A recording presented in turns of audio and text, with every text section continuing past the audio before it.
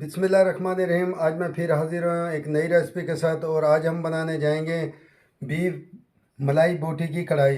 ये ज़बरदस्त रेसिपी है और आपने इस रेसिपी को एंड तक देखना है। इंशाल्लाह ताला आपको बहुत कुछ सीखने को मिलेगा। बिस्मिल्लाहिर्रहमानिर्रहीम। अस्सलाम वालेकुम वीवर, मैं हूँ शेफ़ अफ़ज़ाल। भैया के किचन में खुश आमदीद। आज हम बनाने जा रहे हैं बीफ मलाई बोटी की कढ़ाई। ये ज़बरदस्त रेसिपी है और आपने इस रेसिपी को एंड तक देखना है। जो मेरे चैनल पे नए हैं उनसे मेरी गुजारिश है, मेरे चैनल को सब्सक्राइब कर देना, बेल आइकन को भी दबा देना और कमेंट में भी मुझे बताना ताकि कोई भी मेरी आने वाली रेसिपी पहले से पहले देखने को मिले। तो इंशाल्लाह ताला आपकी दुआओं की वजह से ये मेरा चैनल आगे से आगे बढ़ रहा है और आपके ताउन का शुक्रिया। मेरे पास फ्रेश बीफ का 700 ग्राम गोश्त है और इसको मैंने वाश कर लिया था। वाश करके इसको मैंने क्यूब में ये देखें काट लिया था। ये छोटी छोटी इसकी क्यूब में बोटियां कर ली थी। और ये मेरे पास 300 ग्राम प्याज है, इसको भी मैंने पीस लिया था, ग्राइंड कर लिया था। और ये मेरे पास 300 ग्राम घी है और ये घी में ही बनता है और इसका जायका भी घी में ही आता है। और ये मेरे पास तकरीबन 150 ग्राम मेरे पास मलाई है और तकरीबन 200 ग्राम मेरे पास दही है। ये मेरे पास 50 ग्राम बादाम है, इनको मैंने भिगो के इसका छिलका उतार लिया था और इसका पेस्ट बना लिया था। और ये मेरे पास 8 से 10 हरी मिर्चें हैं, उनका भी मैंने पेस्ट कर लिया था। और तकरीबन 40 ग्राम मेरे पास अदरक और लहसुन का पेस्ट है और 1 चम्मच मेरे पास कचरी का पाउडर है। चाहे आप पपीता का पाउडर भी ले सकते हो और पपीते का पेस्ट भी डाल सकते हो। और ये मेरे पास 1 चम्मच वाइट पेपर है और हस्बे जायका नमक है। देखें, मैंने अब इसके अंदर दही डालनी है और आप चाहे चम्मच की मदद से कर लें। जो हाथ से सही तरीके से मिक्स होता है वो चम्मच से नहीं होता। और मैंने ये हाथ वॉश कर लिए थे और आप भी वॉश करके इसको मिक्स करना। तो ये देखें, ये मैंने इसमें दही डाल दी और आपने दही को अच्छी तरह फेंटना है, इसमें दाना ना हो और इसमें थोड़े से लम्स आ जाते हैं, गुठलियाँ आ जाती हैं। तो आपने इसी तरीके से है ना जो सा इसको,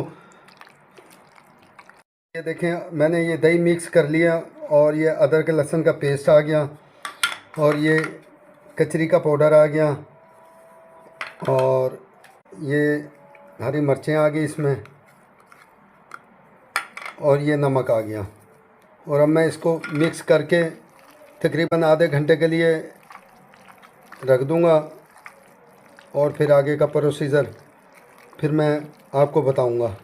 सारे अज्जा मैंने इसमें मिक्स कर दिए हैं और अब मैं इसको आधे घंटे के लिए रेस्ट पे रख दूँगा। और जितना इसको रेस्ट मिलेगा और इसमें जायका भी आएगा और ये जल्दी भी गल जाएगा। देखिए, मैंने फ्लेम ऑन कर दिया था और मैंने कढ़ाई रख दी है और ये मैं घी डाल रहा हूँ और आपने इसी तरीके से बनाना है। इंशाल्लाह ताला बहुत ज़बरदस्त रेसिपी है ये। हमारा घी गर्म हो गया और अब मैं इसके अंदर ये प्याज डाल दूँगा और अब मैं इस प्याज को फ्राई कर लूँगा। ये देखें, इस तरीके से आपने इसको फ्राई करना है। और इंशाल्लाह ताला आप इस रेसिपी को एंड तक देखना, बहुत ज़बरदस्त रेसिपी है और आपको बहुत कुछ सीखने को मिलेगा इंशाल्लाह ताला। ये देखें, हमारी ये प्याज लाइट ब्राउन हो गया है और अब इसके अंदर ये मैं बादाम भी डाल दिए हैं और इसको भी मैं फ्राई कर लूँगा। बादामों को, ये जो बादामों का पेस्ट है इसको भी मैं फ्राई करके फिर मैं इसके अंदर गोश्त डालूँगा। ये देखें, तकरीबन आधा घंटा हो गया और आधे घंटे के बाद मैं इसको, ये देखें, इसमें डाल दूँगा और मीडियम फ्लेम पे मैं इसको छोड़ दूँगा। और मीडियम फ्लेम पे ये गोश्त है बड़े का और ये ज़रा कुछ देर लेता है, बीफ बड़े का ये देर लेता है। तो आपने इसी तरीके से इसको बनाना है। देखें, माशाल्लाह मैंने इस मिसाले के अंदर इसको भून लिया और खुशबू भी माशाल्लाह ज़बरदस्त आ रही है। और अब मैं इसको ढक दूँगा और ये तकरीबन 150 ग्राम पानी मैंने इसमें डाल दिया और अब मैं मीडियम फ्लेम करके इसको ढक के रख दूँगा तकरीबन आधे घंटे के लिए। और ये देखें, माशाल्लाह आधे घंटे बाद मैंने इसे खोल दिया और हमारा गोश्त गल गया और मसाला भी फ्राई हो गया। और अब मैं इसके अंदर ये मलाई डाल दूँगा और ये मलाई आ गई इसके अंदर। और ये वाइट पेपर आ गया इसके अंदर, ये वाइट पेपर मैंने डाल दिया। और अब मैं फ्लेम थोड़ा सा हाई कर दूँगा और मैं इसको मलाई को भी फ्राई कर लूँगा।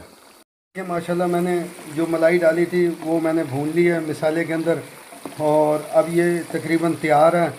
और ये देखें,